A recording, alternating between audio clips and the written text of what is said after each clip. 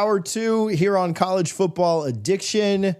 It is the week of the national championship, and it is sad that it's coming to an end, but I do think we got a hell of a game coming up if things go the way that I feel they may. Boys, how you doing? Doing good. I'm in Dallas, Texas. For us here in TNA Wrestling World, we've got a big week. We'll be live on AMC for the first time ever tomorrow night. The premiere of TNA Thursday Night Impact on AMC from 9 to 11 p.m. Eastern. Check it out wherever you can. And then Genesis right here in Dallas, live on pay-per-view at TNA Plus this Saturday. So a couple of days here. Can't complain. But in the midst, I'm just looking forward to Monday night, Miami and Indiana. It's the clash of the century. Let's do it.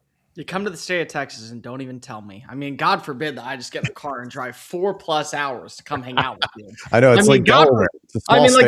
Let's be real, man. I mean, like, if you're in Texas, you know, you could say you're in Texas and you're really not in Texas. Like, no. People don't realize this. Like, you say all the time, I go to El Paso. You and Cole must hang out. Right. I was in El Paso last month. Yeah, sure. Let's go 14 hours in a car just to get there to say hello and then drive back. Right around the corner. It's like Landman. They're like, well, I got to drive up to Lubbock. And it's like, it's going to take you 8 hours. What are you talking about? By the way, there are so many things inaccurate about Landman that drive me crazy, but probably the biggest is the way they talk about driving per day.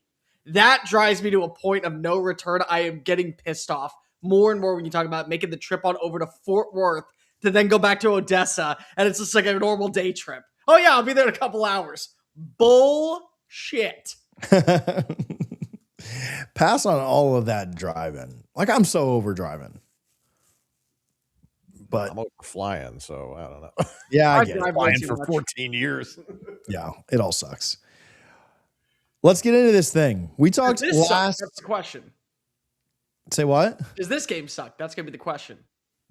Okay, let's start there.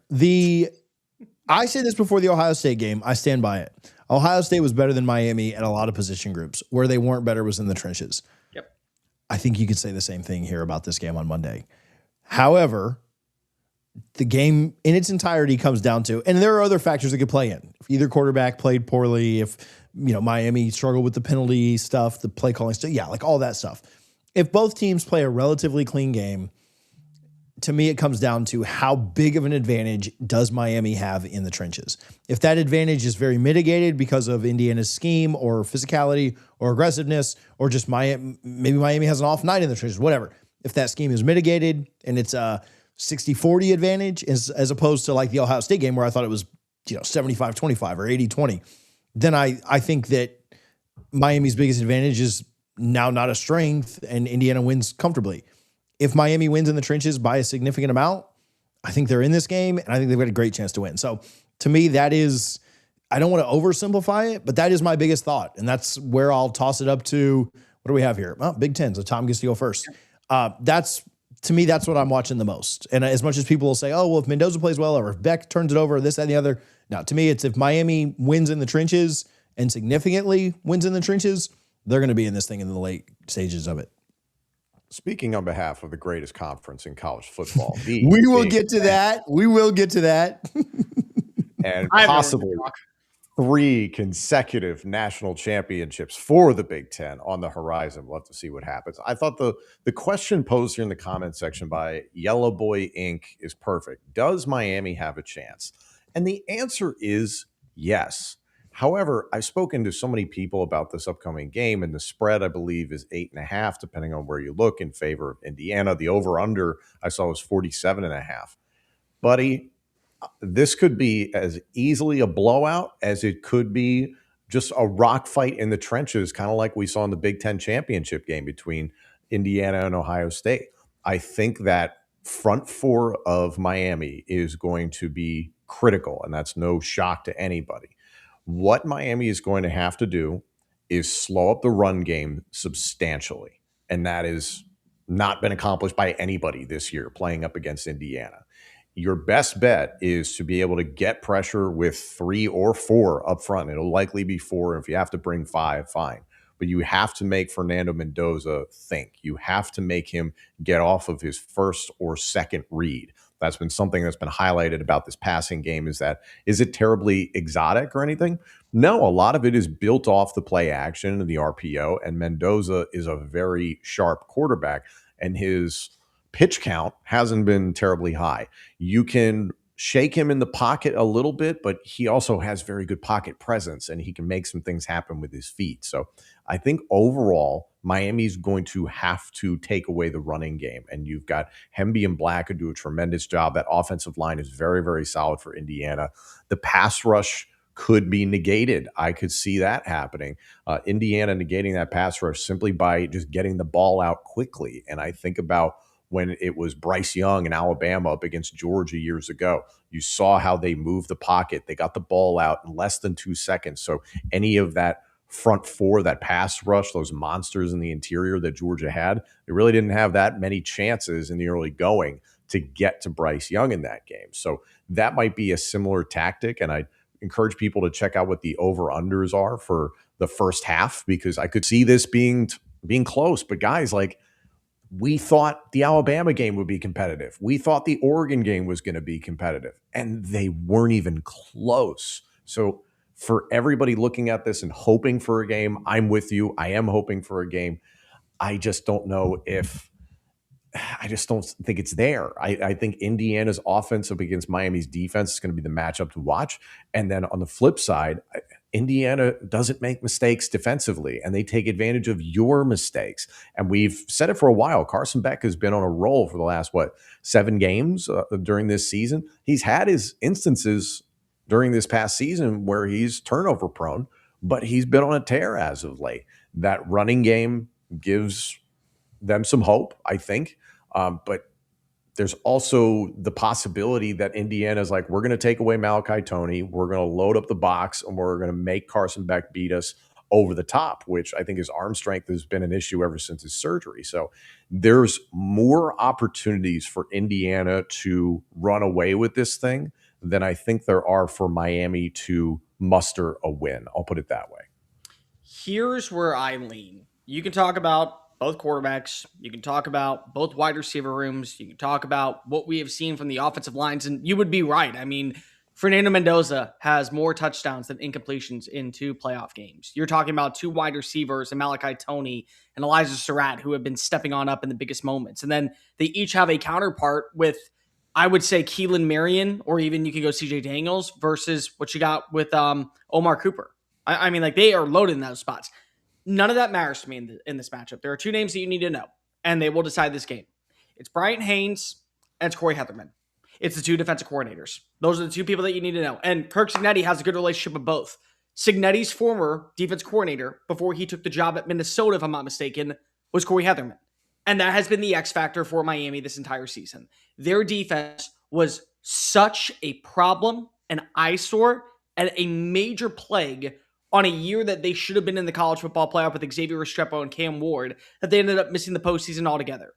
But they bring in Corey Heatherman, and he has been the difference maker. He has elevated Ruben Bain. He has elevated Akeem Mesidor. He went out in the portal, and he was able to land Xavier Lucas, and he was able to get great play from Bryce Fitzgerald. He was able to get great play from the linebacker spot, and Keontae Scott playing in the nickel position. So the ability to slow down Fernando Mendoza and make this offense panic or live in situations to where it is going to be a long day at the office for Mike Shanahan, the offense coordinator for Indiana, is going to be key. But part of the thing that makes this such a good matchup is that Cignetti has a good relationship, understanding what Corey Heatherman does, but he also didn't panic when he had to make another hire because he brought in Brian Haynes. And Haynes is going to win, in my opinion. Haynes should be this year's, why do I always blank on the name of this award? Broyles.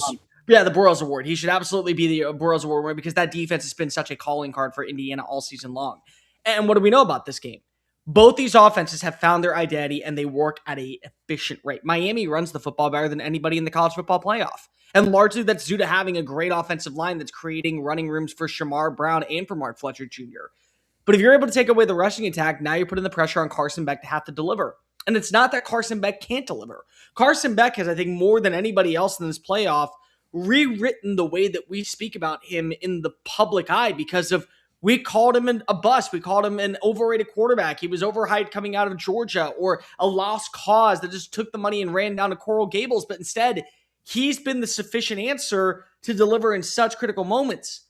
But now is the biggest moment for the stage that you have to step on. You look at Indiana, they're the best third down team in college football, and they've been the best third down team in college football all season long. They connect on over 55% of plays. I mean, they are just so efficient at doing the little things right.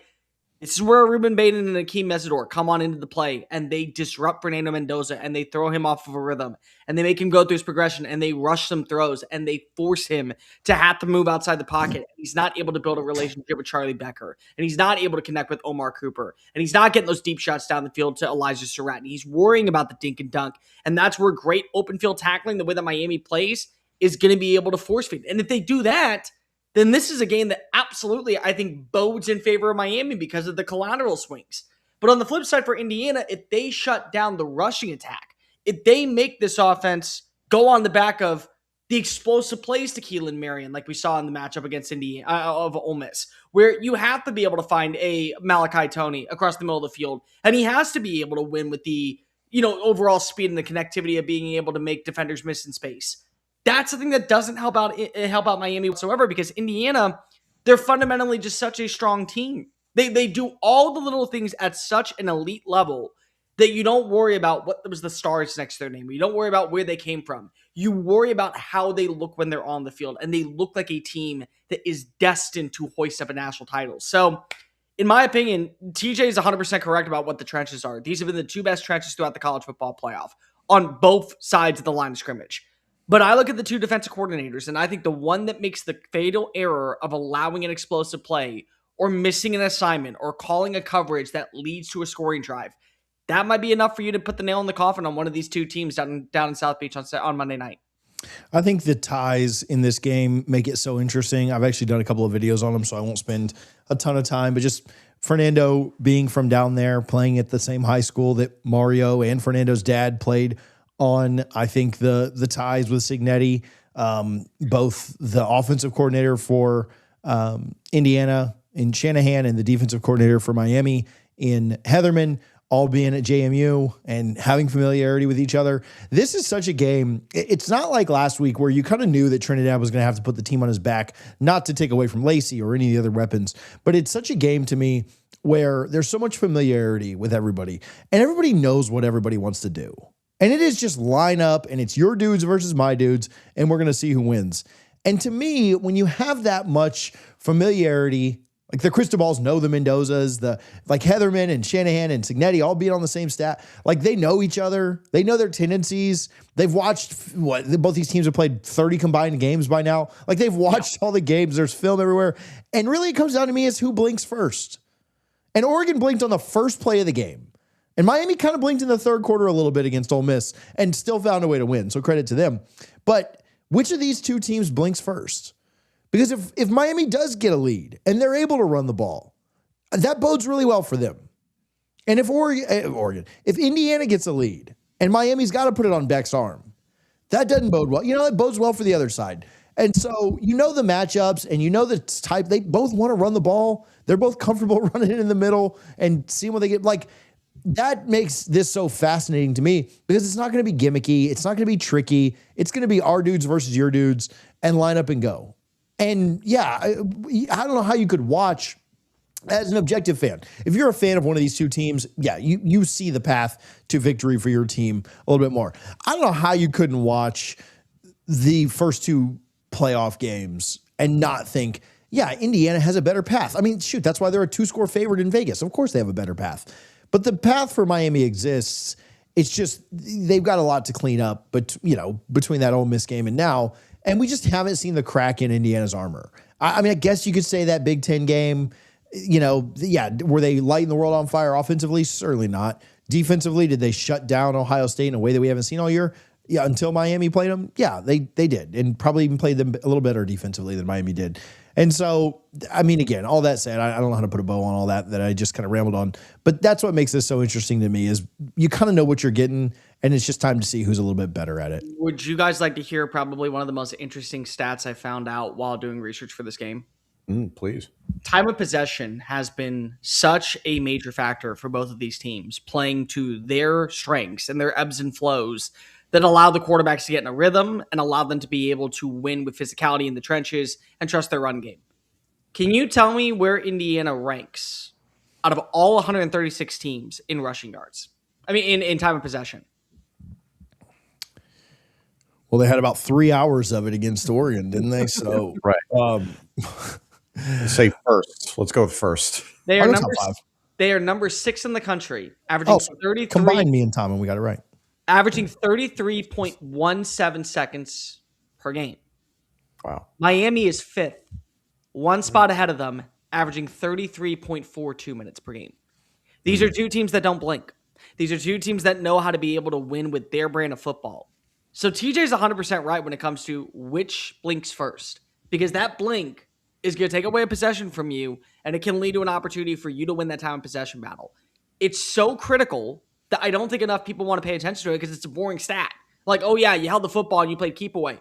Well, both these teams love to play keep away, and both these teams love to do what they're able to at a high-end rate, which is make other teams panic.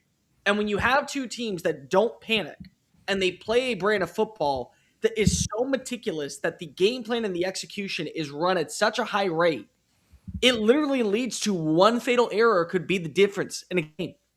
And that's what you have to wonder.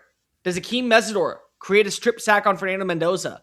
Does Mark Fletcher Jr. fumble in the open field and that lead to a ball at midfield?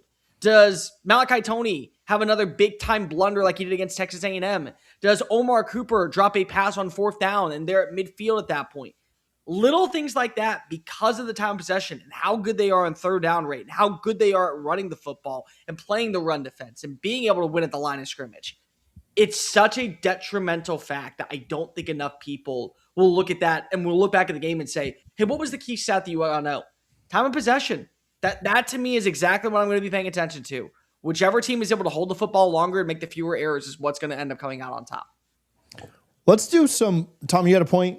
One thing that's been brought up, and we kind of dealt with it in like kind of the wake of the two semifinal games, the fact that Indiana does have all of these 22, 23, 24-year-old players, just more experienced players. And part of that, yes, we're still dealing with the COVID years and extra years because of medical red shirts and all that sort of stuff. Do we put any stock in that? There are some people saying maybe there's an asterisk next to this if they do win. Indiana? Yeah. No, I don't think so. Miami's one of the more, but it's been brought up enough that it's like, was this the model of to get bigger, older players with more experience?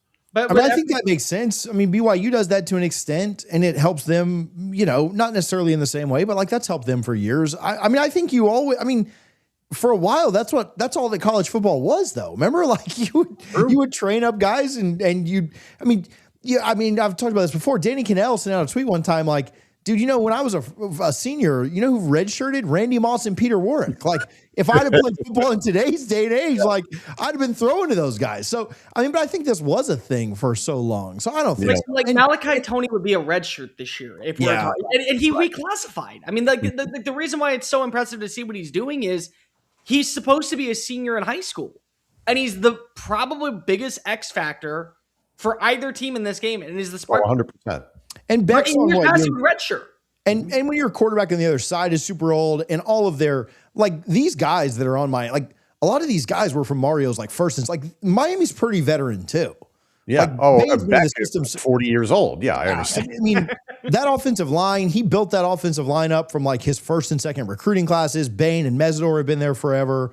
Wesley Basainth has been there forever. Like a lot of these guys, Miami's very veteran too. So no asterisks to me.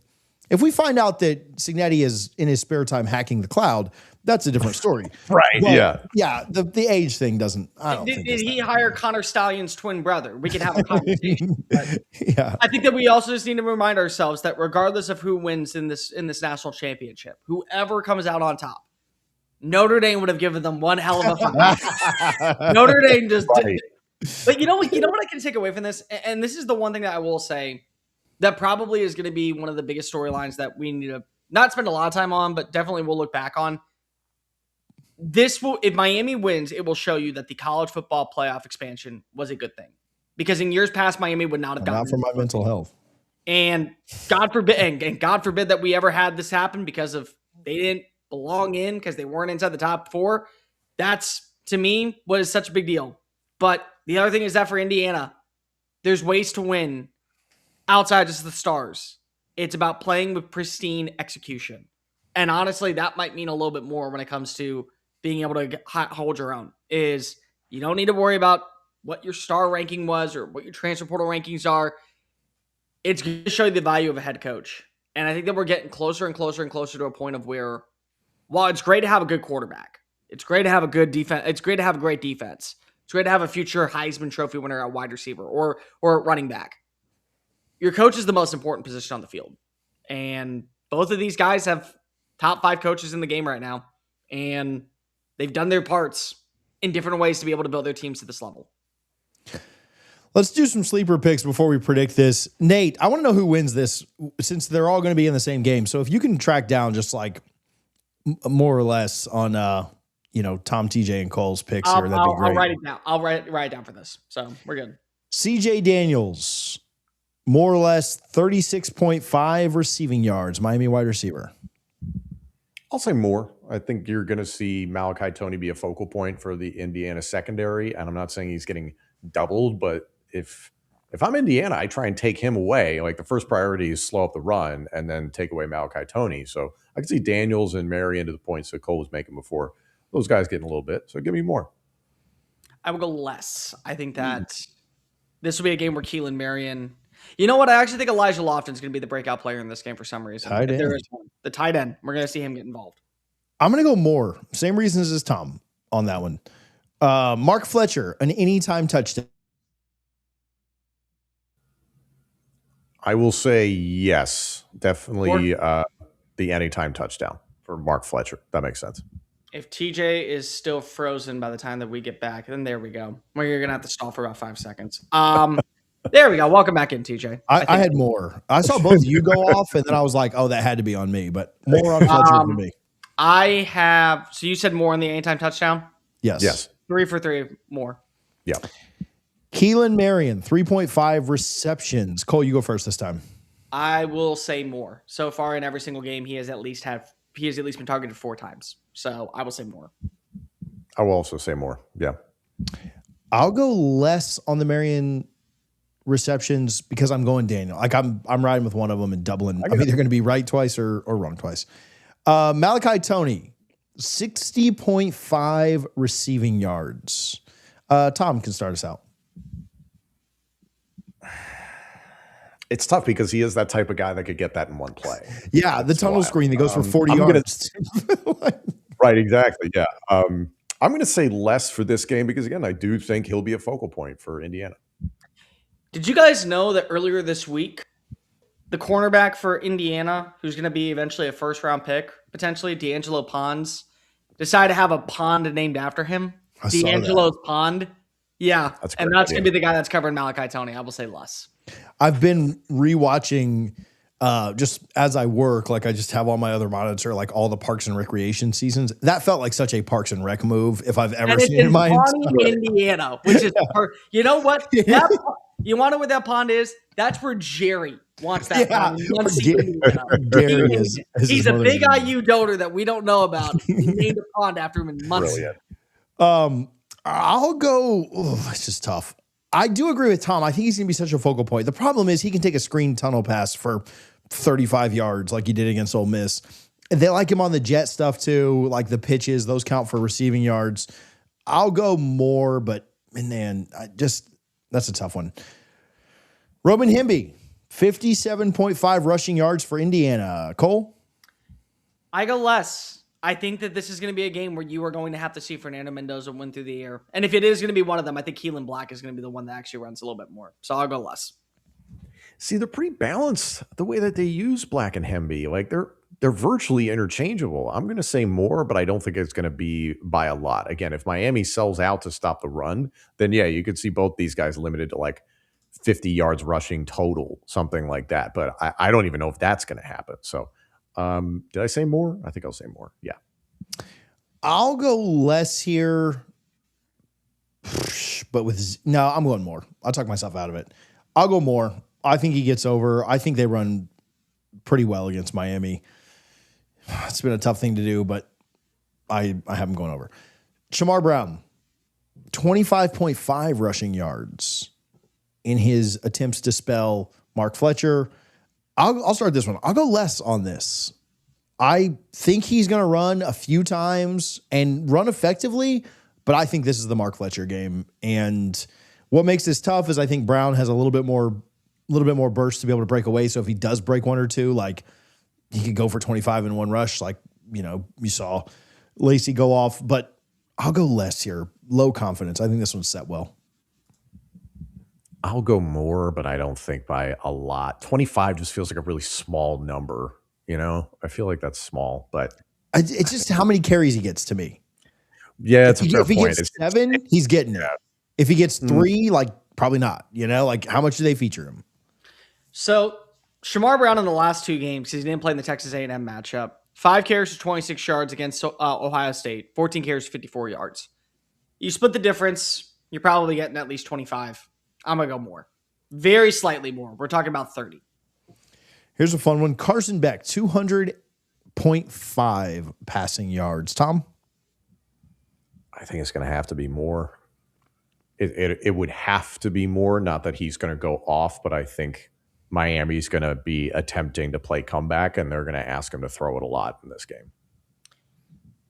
I go less. I think that if there's a way that you're going to be able to find a way, if you're going to find a way to win, I think that you're going to have to just trust the ground game in some capacity. And I know that feels wrong to say because I talked so much about how you're going to have to pressure the run defense to make Carson Beck beats through the air. I just think less. I think that we're fighting that line, like 195. I'm going to go more. I think Indiana's going to score quite a bit in this. Not like, I don't think they're going for 40 or anything, but I think Indiana's going to do well offensively, and they're going to have to throw a little bit more. I also like what Beck did late in that game against Ole Miss, and I also think there's a path for this thing to get kind of out of hand, and if it does, they'll pass more, and that is a very real possibility, and then I think he gets over, or more. Sorry, not allowed to say over. Keelan Black, 60.5 rushing yards. I'll go less on this one because I went more on the other. They could both hit the more on this, but 60.5 for Black. I think I've said more for everyone, and I'm just going to keep going with that. More, but not by a lot, because if Hemby is going to get a little over 60, or I think his number was around 60, Black, I feel like they'll both kind of be in that same territory. But again, if Miami holds Indiana to less than 150 yards rushing, that is a good day. That is a good indicator for Miami potentially winning the game. I will go more because if I do think that if there is one of the 2 running backs I trust, it's going to be Keelan Black in this game. Elijah Surratt. Did I give one there? I think I did. You did. You gave less. No. Elijah Surratt, an anytime touchdown. Cole? More. I so far, he's just been the go-to receiver. I mean, literally almost every single pass, it feels like is just floating into his hands. So more. I will be a contrarian and say less, I think. Of all the pass catchers, I don't think Miami is – it's not the same situation as Malachi Toney. I'll put it that way. That you could attempt to be like, hey, we're going to take away Elijah Surratt. What good does that really do? It's been proven that Indiana can kill you with multiple receivers. So you can attempt to do that, but I don't think it's there. So to that point, I think they play Surratt tough, so you could see his numbers be down a little bit. So I'll say less. I'll go less as well. But I think if this was like receptions or yardage, I'd probably be more no matter what it was. Yeah. Fernando Mendoza, 1.5 passing touchdowns. It is heavily juiced towards the more. Your payout is double nearly. If you are willing to risk it and take the less, I will take the more, even with the reduced payout. What did he have? 3 against Bama, 5 against Oregon? So. Let me remind everybody, he currently has 8 touchdowns in 2 games, 5 incompletions in 2 games. 8 touchdowns, 5 incompletions, not interceptions, incompletions. By the way, 0 interceptions. It was interesting. I think there was a stat at some point that like the vast majority of his regular season touchdowns came against just their non-con BS opponents in the bottom of the Big Ten, and then against some of the upper echelon competition they face in the Big Ten, he had like 6 touchdowns. So I think he's proven in the postseason that he's pretty damn good. He's pretty damn sharp. So I'm going to say more. 1.5. I'll say more. 3 for 3, all the way across the board. Omar Cooper, an anytime touchdown. I'll take the more on this one as well. It's heavily juiced the other way. So, anytime touchdowns, taking the yes or taking the more is always tough. But I'll say that Cooper gets it because I've got Surratt not getting it. I also think that he's, as disrespectful as this is, might be option 3. And that's a pretty damn good option 3. So I'll take him getting Miami's third best DB back there and getting one. I watched option 3 levitate at Beaver Stadium and break the hearts of Penn State fans like myself. So I said less for Surratt. So your psychology there, TJ, also say more. 3 for 3, because I just think that Fernando Mendoza is going to hit every single receiver one last time before he goes pro. This might be the one I'm the most confident in. Well, besides Mendoza's passing, but Charlie Becker, 46.5 receiving yards. I will take the more. I'll take less. I'll go less just to be a contrarian. But I do like Decker. He's got a good game. So Charlie Becker in both playoff games, if you add it up, 51 yards, 48 yards. The number's at what? 46.5. Right down the middle. Give me the more. Like, it's literally right down the middle. He's going to get 3 catches, 2 plays of 20-plus yards, 77-yard game. And he'll probably catch a touchdown. Yeah. Oh, he's definitely catching a touchdown. We know that at this point. Make sure that you are checking out the Sleeper app. Use our code CFA for a 100% match up to $100. We appreciate them for their support. If you're watching this on a clip on another video, go back and watch the Miami-Indiana preview, and you can see what our picks were for the national championship game. If you're watching this live, that made no sense to you at all, but all good. Appreciate Sleeper for their support. Go check them out. All right, there are other things happening in this sport besides the national championship. Although did we ever give our picks, by the way? No, we didn't. We need to give our picks. Yeah, cut that out, Nate. When we end up going, start us off, Cole. You're the one that reminded us. Look, this one is just going to be completely straight to the point. I've picked against Miami in every single game. Miami's proven me wrong in every single game. They have. But I feel like at this point, if I pick them to win, they're going to hate me. So I'm going to pick against them to win. I'm going to say Indiana wins this one. And my dad, who is a proud Hoosier, gets to see his first national title. So final score for me, I'm going to go 24-13. I think that it's just is a little bit too much for Fernando Mendoza. The over-under is 47.5. Yes. Spread is 8.5 in favor of Indiana. I think Indiana is going to cover the over-under on their own. Damn. Don't 49-17 Indiana against Miami. Cow. Now, I said before in this video, I could see this being competitive just the way Cole laid out, 24-13. I wouldn't be shocked by that. But every time I've said, you know what, Indiana's not going to blow this team out, they blow them out. They've been doing that for a little bit. It's hard to go against that. I'll bet against it, and I'll pick against it when I see it stop happening. But I think it could happen again. Listen, Tom, I did it last time, and people called me a madman, and I was right. So best of luck to you, dude. Thank you. Part of me sees this going down big time Indiana's way, and I think that what we've seen out of these teams has been up and down for Miami. Still really good, obviously, to win 3 games as a lower seed. Part of me thinks this could be 35-10 Indiana. I won't go as disrespectful as Tom, though. I'll say this is a relatively good game. I'll even say that Miami finds a way to cover the spread. Give me 31-24. It's a tie game in the fourth. I'm going to manifest this into existence. Tie game in the fourth quarter, 3 minutes left. Mendoza drives him down for a go-ahead touchdown with like a minute left on the clock, and Beck throws an interception to end.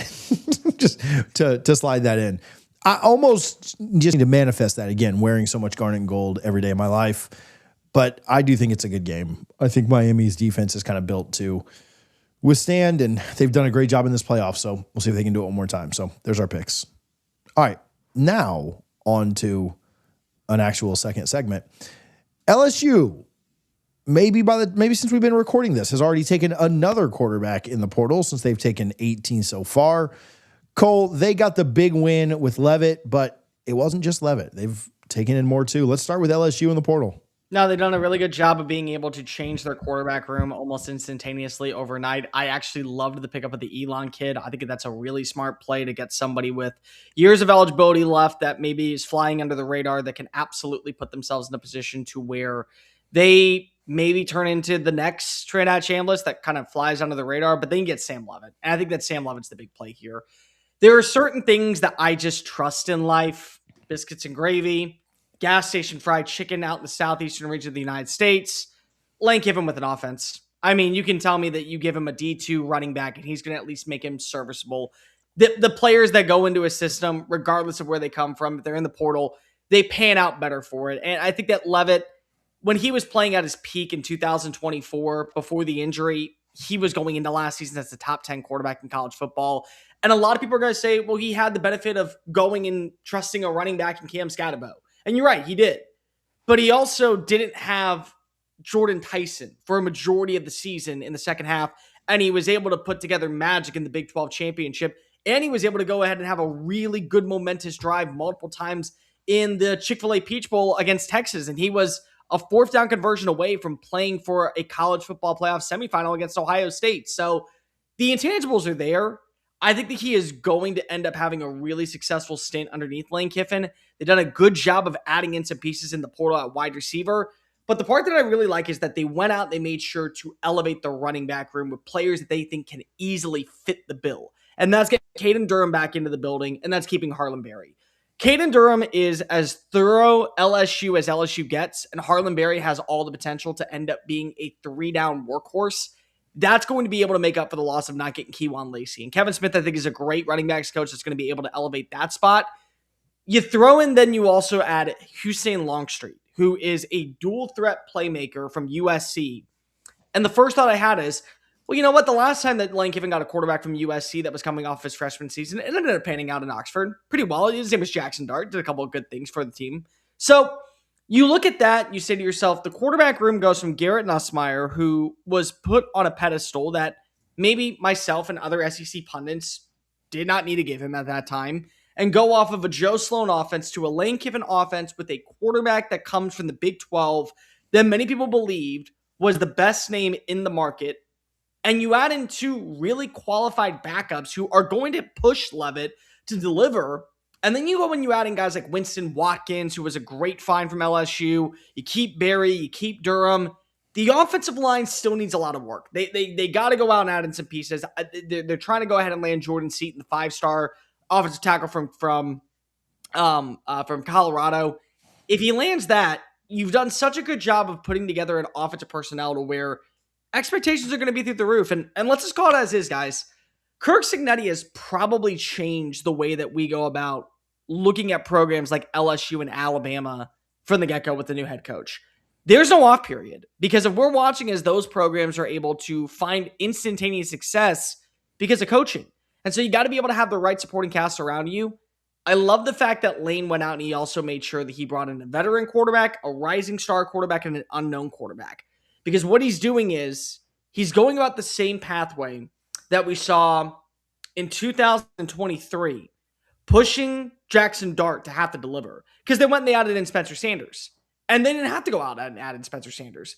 But he did that because if he wanted to make sure he had all of his ducks in order with a veteran, with an up-and-comer, and with a guy that he knew that could absolutely run the offense in a pinch. So I look at it all together and I say, Lane's done a really good job in that standpoint. I don't know if it'll pan on out. I don't know if we will see Sam Leavitt win a Heisman Trophy or even be in the college football playoff. But you got to at least give credit to Lane to be able to go out and fix the quarterback position entirely almost overnight. Because in a span of 36 hours, he went from having no quarterback to having arguably the best quarterback, an unknown, and a rising star. What have your thoughts been on the rest of their portal endeavors so far? They've done a good job of adding in unknown wide receivers, which again, in my opinion, Lane Kiffin is like having a grandparent that you can just trust with the kids when you go out for dinner one night. Just an easy function. You don't worry about the offensive personnel. The offensive line has been a very big question mark for me, but they have added in some pieces, and that's a good thing. But I do think that when you look at what went wrong for LSU last year, their offensive line play was inadequate. So people who are saying, oh, well, we're losing all these names. You're losing these names for a reason. They're going to different schools because they were no longer viewed as priorities for this team. You were able to retain guys like Braylon Moore, which I think is a really big-time deal for your interior line. And you still have some up-and-comers who were part of the freshman class that I think are really good. This is a team that I think will be sufficient offensively next year. I think defensively is where you got to have the bigger question marks, because if you are losing a Mansour Delane, you are losing a Harold Perkins, you are losing some guys in the interior of the defensive line. That doesn't mean that you can't be good, because you do have a great play caller in Blake Baker. And honestly, One of the moves that we did not talk enough about that were made this offseason is the retention of Blake Baker not becoming Tulane's next head coach, because he was the favorite to land the job until he wasn't. I think having him back to set a new standard out in Baton Rouge for a head coach like Lane Kiffin to set his laurels in place. Really good move. They're not going to be, I think, the flashiest team in the portal. We're not going to be talking about them the way that we're talking about Indiana or Texas Tech or even Texas for that matter. But I think that what we are talking about is they've done such a damn good job of being able to identify what type of offense they want to run.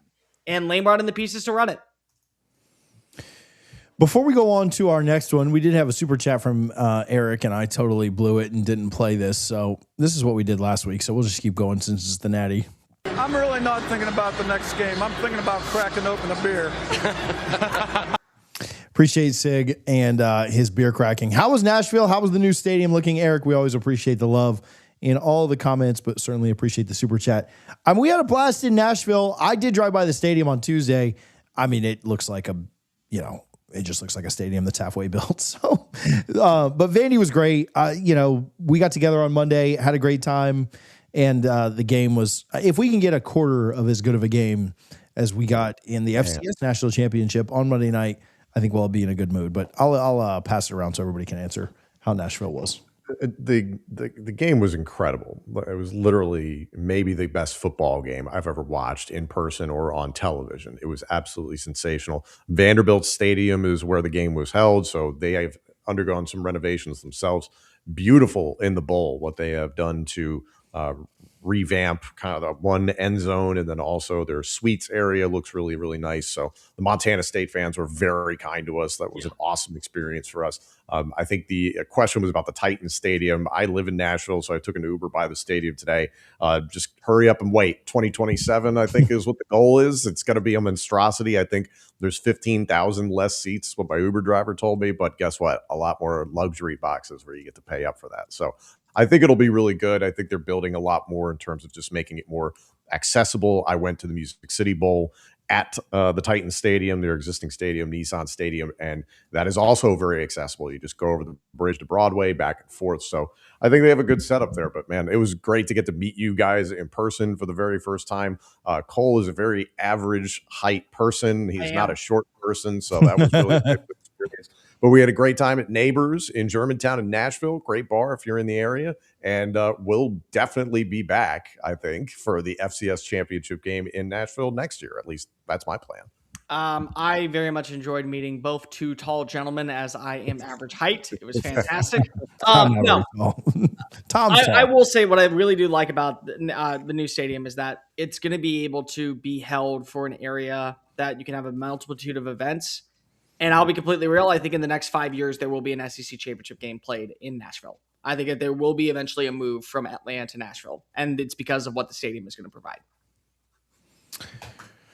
On to the Big Ten. Tom, how surprised were you that Raiola was on the – like, did it feel like more was going to come back when they took the commitment from Raiola? I know the injury. I know all the stuff. I know that – Moore sat behind Gabriel. I know all that, but just thoughts on Oregon's quarterback room. You sent a tweet today that said Dylan Raiola had hopped back into the portal, and then you're like, it's fake. I was like, I wouldn't have been shocked. I mean, Dylan Raiola has literally almost changed schools every single year since high school. I mean, he moved multiple states. When he was at high school, he was a different high school every single year. So him being at Nebraska for a little bit was kind of out of rhythm for him. I was genuinely surprised that Dylan Raiola did not immediately hop into the portal. And let's be honest with ourselves. He has until Friday. It's open until the 16th, so he still has some time to think about it if he wants to. But if he indeed is electing to stay at Oregon behind Dante Moore, there's a lot to unpack here. One, if he indeed stays and chooses to be the backup and get developed, and by the way, recover from a broken fibula, this is a very intelligent, mature decision by Dylan Raiola and his family. There are a lot of things to like about his game. There are a lot of mechanics he has to work on. I think he has to grow up and mature as a human being. This Pat Mahomes shtick has to go. It's not going to work in the National Football League. He will get lambasted more than he already has been publicly internally? Like, do you think grown men in the National Football League are to be like, yeah, you're cosplaying as the dude we're playing next week? Like, that's weird. So I think Oregon is the perfect place to do that because Dan Lanning has built such a good culture, and they have shown a history of developing quarterbacks, especially transfer portal quarterbacks. And by the way, the guy he's going to be under is a dude who also transferred and sat a year. And Dante Moore transferred from UCLA, sat behind Dylan Gabriel, had a lot of success this year. The Dante Moore element of this, I could have seen this going either way. I believe I said earlier on this week when we talked about this in the first place is that I think for the sake of his game, it would behoove him to go back to school. However, you could understand the business side of this. And there's a lot of people that are saying, you just screwed yourself. You're walking into a murderer's row quarterback class next year and you're not going to get the same money you're getting. It's like, yeah, if he'd gone out this year, he's probably the second quarterback taken. And if the first overall pick, they just decide in the next handful of months, they're like, I like Moore better than Mendoza, then cool, you're the first overall quarterback taken, but your game needs work. He is still turnover prone. He could add to his frame to make himself a little bit more durable. There are strides he can take to be an even better quarterback. And by the way, it's kind of a toss-up. Like, this is 50-50. I like the decision for him to come back and work on all these things, but there's plenty of examples of, like, Matt Barkley at USC. Ton of hype his junior year, probably should have gone, came back his senior year, didn't have the numbers he thought he was going to have. Team didn't perform the way that they thought they were going to. His draft stock slips, and he's a perennial backup. Dante Moore, I don't necessarily think that's going to be the situation. And oh, by the way, you just took Dylan Raiola kind of off the board for that 2027 NFL draft class because he'd be sitting behind you next season. So now you could be in a situation where, yeah, you might not be the first quarterback taken. You could be second to possibly Arch Manning, which, again, like, you're kind of going to be in the exact same situation this year as you would be next year, and hopefully you avoid the New York Jets for many years to come. So Dante Moore, I think he made the right decision for his game. People might go after him for the business decision, but I think this ensures that, one, he's going to make more money while he's in college, never a bad thing, and two, he is going to improve his game so that he has longevity in the National Football League. Listen, do you guys know how much money Dante Moore is turning down for not going to be the number 2 pick by the New York Jets? If we were looking at it just from last season, Travis Hunter made $46.65 million guaranteed, and that number is projected to go up. So that means that he believes that his game is nowhere near close to being ready for the NFL. And you know what? I can't disagree. It's not. He had a lot of errors and a lot of faulty moments throughout the entire college football playoff. And we can go back to that game against JMU to really kind of set it in motion about how bad he looked at times. And there were some really risky throws that he made in the Texas Tech game. So I think it is a smart decision by Oregon to pay him to come back for another year instead of putting all their eggs in the Dylan Raiola basket. I think it's a smart decision by Dante Moore to realize, I get to work with Evan Stewart next season. I get to work with DeCorian Moore. I got some other good wide receivers coming on in. We have a good defense. We still have a solid offensive line. We're going to be put together to where we feel pretty confident in what we can build. I like the offensive personnel that we're going to change up a little bit with the loss of Wilstein, but still a similar offense. And I give a lot of credit to Dante Moore to Dylan Raiola and his family, because of Miami needs a quarterback. Tennessee needs a quarterback. You have schools like Virginia landing 2 veterans in Eli Holsting and Bo Pribula, and Georgia Tech needs a quarterback, and they don't know what direction they're going in. And instead, he said, I'd rather sit, I'd rather learn the offense, and I'd rather pick up the pieces underneath a guy like Dante Moore and be in a situation that is best for me than go be at the star highlight persona at a different school. Here's the thing, though. None of it matters if you're still acting the exact same way as you did when you were in Lincoln. None of it matters. Not even a little bit. Because of the more that you want to go out and act like that you are anything other than Dylan Raiola, which, by the way, is not a bad thing. Be great as Dylan Raiola. But the second that you try to be the next Dante Moore or the next Patrick Mahomes, you've automatically lost the battle. And dude, the bottom line is that you want to win over the locker room. The most authentic thing that you can do is be yourself. And as long as you're yourself, you may end up pissing off a lot of people. But you know what? You're also going to let them know who you are as a person. And the other thing that I think is really dire here, guys, you can't act like Patrick Mahomes and then have a lackluster season like you had the last 2 years out at Nebraska. You can't look that bad and then act like the quarterback that is supposed to end up being an MVP every season and leading his team to Lombardi trophies. That's what you did. So it's a fresh reset for you to get your mind right, to get into a system to where you're going to be better suited for the NFL and a better system to where you're going to have a great supporting cast around you. But you have got to want to make the necessary changes in the offseason. That goes to workout regimen, that goes to persona, that goes to any type of interactions in the locker room. You got to change who you are, because if you constantly were changing schools and keeping the same attitude, and look at where I got you now. Let's keep it on Cole for just a sec. Let's go to Texas in the portal. Feels like they're taking anything they want at this point. Are they landing Seton too, Cole, while we're at it? What's the word on Texas's portal haul? So much like when it comes to LSU, and we talked about what they were able to accomplish and who they went after. Texas, be the villain. Embrace your role of being able to afford whoever the hell you want. Because let me just tell you, you're Texas. You can afford whoever the hell you want. That's the beauty about being in a place like the 40 acres and having the boosters that you have. This is a win for you long-term in a new era and day and age where NIL is going to run rampant. And they've gone out, they've added in the right pieces. They were able to retain a guy like Ryan Wingo.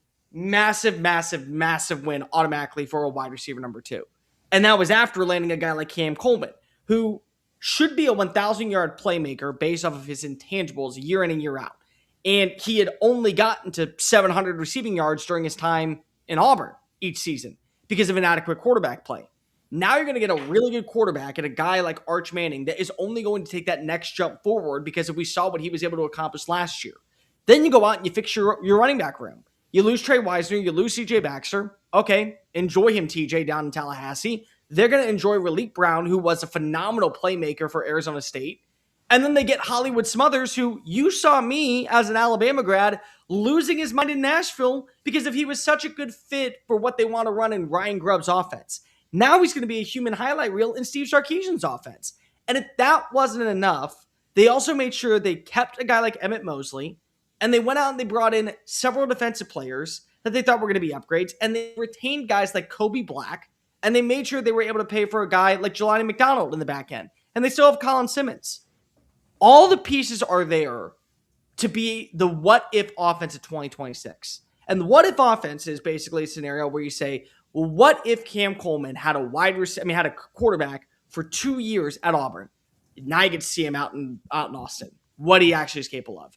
What if the run game is really, really prominent because if we have a guy like Hollywood Smothers? Well, now you get to see how efficient the run game is for Steve Sarkisian. Here's the kicker of it all. You added in the right pieces in all the locations that you need to upgrade, and you're willing to spend that money. You still have major questions on the offensive line. And until you get that fixed, there's going to be the biggest caveat. I will say that Steve Sarkisian's done a hell of a job of making sure that he has addressed areas of weakness. But they have still got to be able to fix one major area of weakness that ultimately cost them games, cost them reps, and honestly also probably cost a little bit of the persona of Arch Manning going into 2026. That offensive line was rough this year. Now, granted, they had injuries in camp that directly affected starters and immediate depth. Now, looking at this class that's coming in, the recruits, there is one guy I think that maybe has the body type, but you don't know what Nicholas Robertson at 6'3", 335 looks like. Is that a good 335 coming into camp? So that's a question mark. The only other offensive lineman you brought in as a recruit is John Turntine III. He's 6'4", 270. So he's not even close. He's got a long time to go. In the portal, you went and got Jonte Newman, offensive tackle from Texas A&M, and you got Dylan Sikorsky, interior offensive lineman from Oregon State. Problem solved? I don't think so. I think you've added some people that maybe are depth pieces. Seton, I think, would be a good addition. Not exactly the highest character guy based on the graphics department at the University of Colorado, but Seton obviously has a ton of ability. I think they're going to continue to need to spend heavily when it comes to offensive line because all of that stuff that you just mentioned, there will be no highlights if there's no one blocking for Arch Manning so that he can throw the ball to Wingo and Coleman and then he can hand the ball off to Smothers and Brown. It's great that you have all these toys, but they won't go anywhere without an offensive line. So that's a big question mark. And Steve Sarkisian also was under fire this past year for the way that the offense operated. His play calling was called into question. They made a change of defensive coordinator when people were saying, like, wait a minute, the defense wasn't really the problem with this team. So it was a problem. I mean, I'm going to fight back and say at least the secondary was terrible, and that's an area of PQ. Fair. There's another piece. That needs work. So it's not like, I think there's a lot of people that are going to jump to the conclusion of this should be the preseason number one. And you know how much I hate the offseason rankings, preseason rankings, all that stuff. Very much wait and see. There's still a lot of work for this roster. Again, it's a giant what-if offense, but the what-if that's really promising is you're going to be leading in almost every single category in the SEC and winning a conference title. There's also the what-if you didn't fix the offensive line. All right, well, now you're 8-4 and you wasted all this money. And the what-if of, had we not gotten legitimate weapons for Arch Manning, the best friend for a quarterback, and we really don't know what Arch Manning's ceiling actually is. Like, he's certainly improved as last season went on. He's a very good quarterback, and I think he's got a bright future. But giving him a big orange easy button in Cam Coleman, great idea. Hollywood Smothers, I love those additions. They all look great on paper. We'll see what happens. Again, though, if you want to really go ask yourself what wins a national title, what do the two teams that are playing on Monday night have? Great trench play. 80-year-old player. Oh, yeah. 80-year-olds in the trenches. That's what in the trenches, run the football. That's it. That's football. All right, let's finish up with this. The Big Ten and the SEC. We call this show the Power 2. And Tom, as the conference that seems like they're on top here, do you want to go first, or do you want to let Cole go first and kind of be like the challenger? I don't know if this is. I don't know what this segment is, but the title of it is Big Ten versus SEC. So you take it any direction you want. Actually, I'm going to bequeath my time to the representative from the SEC first. Am I supposed to say why the SEC is better than the Big Ten? I don't know. If you want to try, you certainly can. They're not right now. Now, here's what I will say. I think that we're going to be in a more even keel playing field between the two when it comes to the very top and the very bottom. I think at the very, very tip top, when you look at Indiana, when you look at Penn State potentially moving forward with Matt Campbell, when you look at potentially what Michigan could be, but definitely Ohio State and Oregon, they would beat Georgia. They would beat Alabama on the regular, or at least in most instances. Doesn't mean that you can't see it happen. But what I think is going to be really interesting moving forward is how can we dissect these two programs and these two conferences that put them in a position to where we know for a fact, outside of winning national championships, they matter? Because let's just call a spade a spade. There will be SEC pundits who come on out and they say, well, we didn't care about the bowl games. BS, you did not care if you were Vanderbilt. BS, you did not care if you were Texas. And BS, you did not care if you were Tennessee or Iowa or if you were Illinois. I don't want to hear it. You cared about that matchup. You cared about those games. And the Big Ten won almost every single one besides the Texas matchup. So it'll be interesting to see where you go moving forward. I think that what's going to be the biggest interesting standpoint is which teams in the SEC are going to have the boosters put their money where their mouth is to start spending the way the Big Ten can. Because the one thing that I will tell you that the Big Ten does have at almost every single major school is a booster that has a lot of money that they're willing to flaunt. And in a new day and age of college football, the beauty that was the SEC was they were able to trust every single bit of their roster retention and their ability to recruit. It's not about recruiting anymore. It's about how much can you spend to bring in players that are on the fence of going to a team like Georgia or going to a team like Michigan or going to a school like Texas or going to a school like Penn State. That's what it's going to come down to. And a lot of those schools up in the Big Ten, they have money. In the SEC, you got some. Texas A&M has money. Texas has money. LSU has money that they're willing to spend. Alabama doesn't have the money that people want to come out to say. And what's going to be the biggest selling point moving forward, guys, coaching in the SEC is going to be dire. Because if in the SEC, you're not going to be able to have all of the money and all of the accolades and all of the resources that you can get in the Big Ten. But you can out-coach the Big Ten.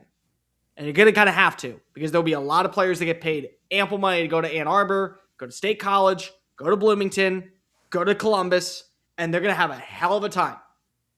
In Knoxville, you got to have a pristine coach. In Gainesville, you got to have an elite coach. In Oxford, you got to have an elite coach.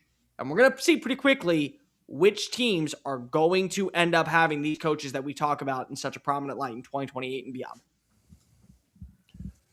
Again, speaking on behalf of the greatest conference in college football, the Big Ten, which could potentially have won 3 consecutive national championships by the time Monday evening in Miami concludes. I agree with everything Cole has said there. There's a lot of work for the SEC to do. The coaching element, I think the Big Ten is ahead there.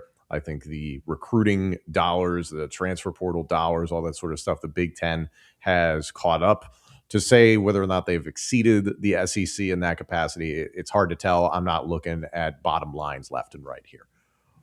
But what I know is this, and it's ironic because this quote comes from a recent addition to the Big Ten. Oregon head coach Dan Lanning famously said, quote, "They're fighting for clicks. We're fighting for wins." And you know what the Big Ten does? We win fucking football games. The SEC, you guys are a lot sexier. Do I want to watch an Ole Miss Florida game more than I want to watch, I don't know, Minnesota versus Illinois? You're absolutely right. You know what? You guys will get those clicks with the remote, whether it's on social media, on a website, buying a t-shirt, all that sort of stuff. Keep your clicks. We'll take the wins. We'll take the bowl wins. We'll take the national championship wins. And you guys can continue to argue how many teams you should be getting in the college football playoff, 4, 5, 6, 7, 18, 24. You guys continue to make all the arguments you want. Really, none of this is going to matter once we get to the Super League, the CFP, the Big Ten, and the SEC being one, whenever that all happens. And then we can really just figure out who the best is in this crazy world of college football. But it's the thing that I think has become very, very clear is that the SEC wants to be the hot, sexy chick, but she's falling apart on the inside, isn't she? That's the problem. The Big Ten, maybe a 5, 6, 7 out of 10, somewhere in there, but a good person, and it's going to get the job done. I think that's. You know what, Tom? You and I can both agree on one thing. I think even TJ can agree with this as well. We may be a 10 and crazy, and you may be a 7 and stable. But thank God we are not Notre Dame, who is 7 and crazy in itself. At least we didn't put out automatically belong in the college football playoff because they went 1 and 2 against Power 4 teams. At least we didn't put out a documentary lauding that week. I can't believe they aired and that. Then proceeded to act like they did something special. Amazing. At least we can agree that we are not Notre Dame and quitters, except when it comes to bowl games. Then we absolutely quit. Right. I have a couple of thoughts as a somewhat neutral, somewhat. The ACC is weighing in. Here we go. Well, yeah, if you want the facetious point, it's the fact that not only has the SEC not had a team in the title game in the last 3 years, the ACC has, the Independents have, and the Big 12 have. So maybe next year at this time we'll be debating the SEC in another conference. But we'll save that for the Sun Belt. They don't need to get involved in this. We'll save that for. Would the SEC beat Montana State? No, but I looked up the recruiting rankings just quickly, and this is 1 year sample size. You're not going to base everything off of it.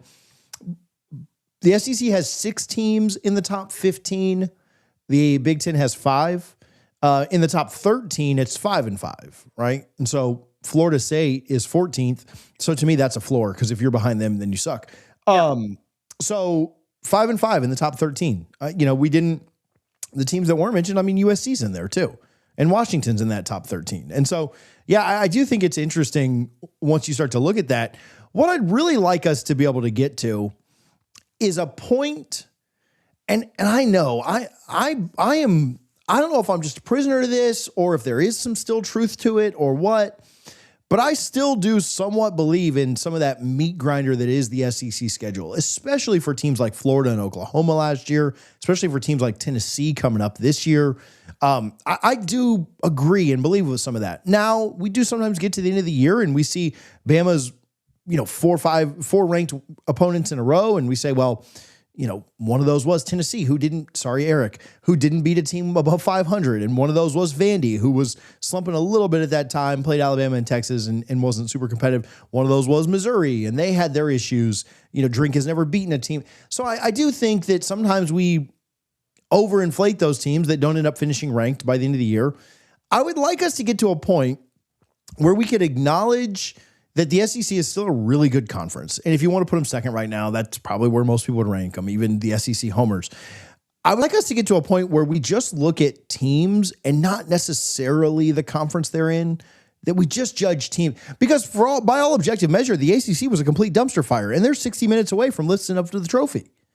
Like, I would like for us to get to that point where we're not judging a team so heavily in favor of their conference or so anti their conference. Because the same way it works pro for the SEC, there were people that sat there and thought, yeah, Miami's really talented, but I mean, they were an ACC team that couldn't even make their own title game. Some of that due to the league's own issues, but like some of that creeps in. And now we're sitting here with as hard as ever the SEC was week after week after week, we saw them poop on themselves in the playoff. And then we saw the ACC team lay waste everywhere they played. I would like for us to get to a point where nobody's talking about, oh, Indiana is this great Big Ten team. It's just, oh no, Indiana is this team.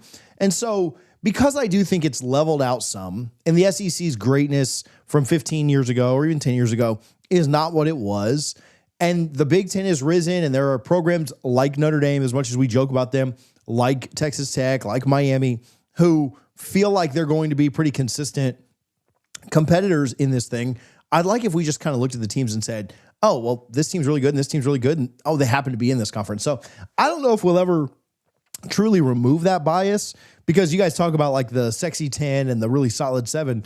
The SEC, if there's one thing they are good at, and I don't even mean this as a slam, they're really freaking good at marketing themselves. Like it just means more like that has stuck in everyone's mind, and you just automatically assume that they are the best. And so, yeah, if there's one thing they are the best at, it is marketing.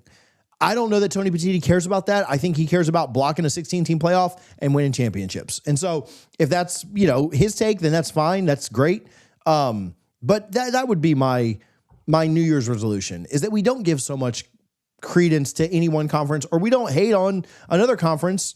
Now, we objectively know the ACC is not as good, but again, they're 60 minutes from holding up the trophy. Hope that doesn't happen, but it's my thoughts on the SEC Big Ten battle. And Tom is right. The Big Ten's better. There you go. Exactly. They are. But could I ask you guys, just out of curiosity, can we as a society come together and just middle of the season look at metrics of numbers, of stat lines, of overall personnels, no rankings, and just judge blind resumes and put them in a specific order? Yeah. Because I'm very sure that you're going to be surprised how many teams that you say, oh, overrated as hell, and it's actually that surprising team from the Big 12. And how many teams you call, oh, they're flying under the radar, and it actually is a Vanderbilt or a Minnesota or a South Carolina or a Rutgers, because that can happen in the future.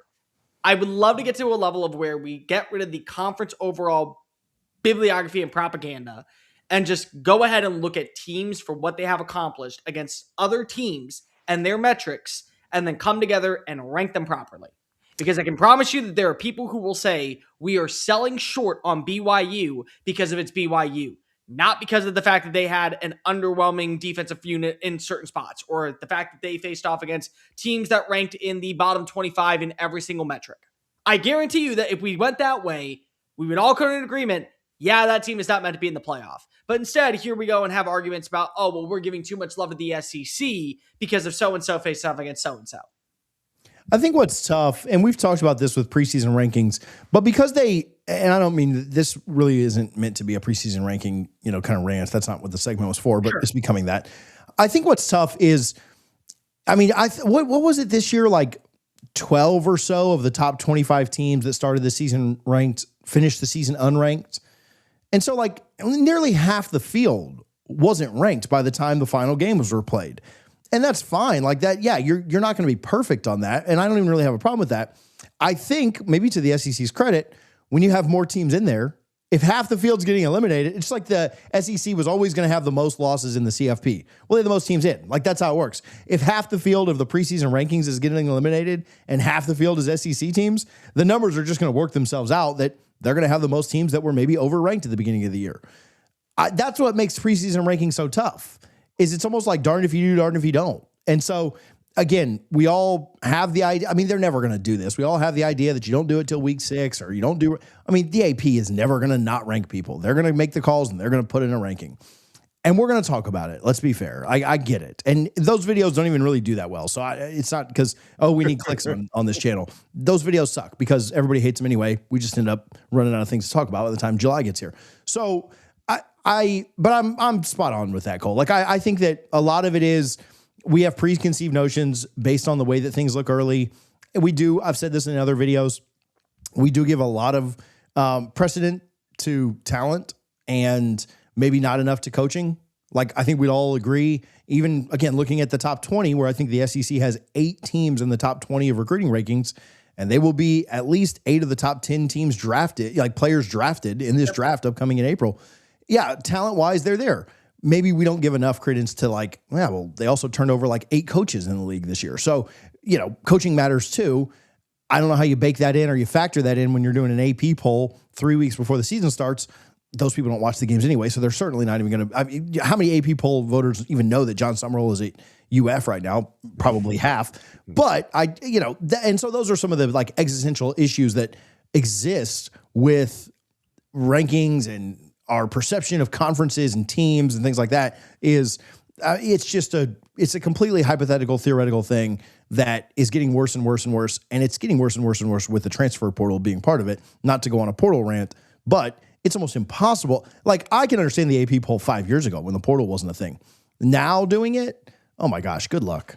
Well, to be fair, I think that at least Cokie Riley knows that there is no longer Tulane's coach John Summerall down in New Orleans. I think that's at least fair because he is in Louisiana. We'll see.